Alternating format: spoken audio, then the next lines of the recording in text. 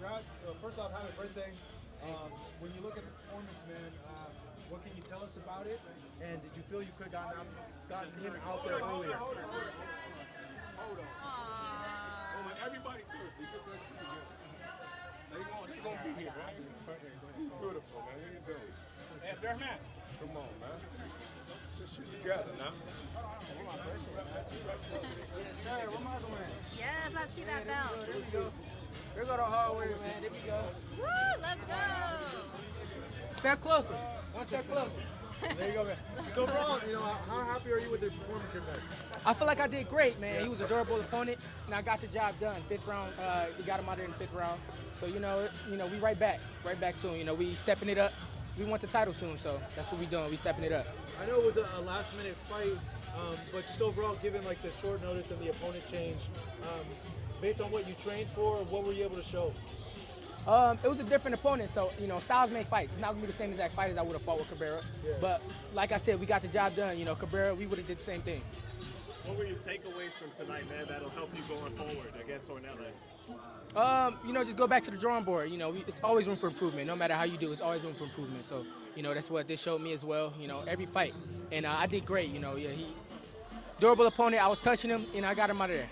Do you feel your star breaking out? I mean, you see Yeah. How quickly everyone swarmed about, and you had the crowd saying happy birthday. Do you feel your star is beginning to break out? Oh, absolutely, absolutely. It's only a matter of time. Bob told me right after the fight, stay focused, and you're gonna be the face of boxing. So, that's what I see myself as, the face of boxing coming up. What would you do you have a preference if Keyshawn can't keep making the weight and you eventually have to fight for a vacant title?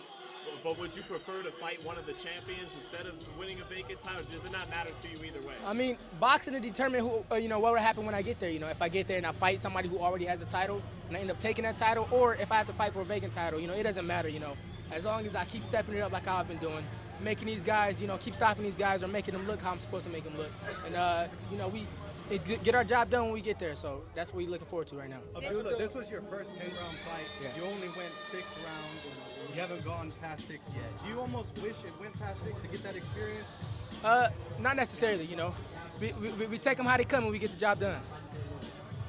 Did he last longer than you thought he would? Because there was many times where he looked like he was going to go down and stay down. Yeah. So how did that feel to see him come back up and keep coming up? Yeah, I mean, he was a little more durable than I thought, Yeah, but yeah. you know what, those veterans, they always gonna be like that. They always gonna come in more durable. They always gonna come prepared. Yeah. They always, them veterans, that's what they do. They live a life inside of the ring, and they be ready for that last minute call. And he was one of them guys. He came in, 28 wins, 4 losses, but he was durable. He had some good strength to him. And I ended up getting him out of there in 5. Yeah, you did great. Excellent.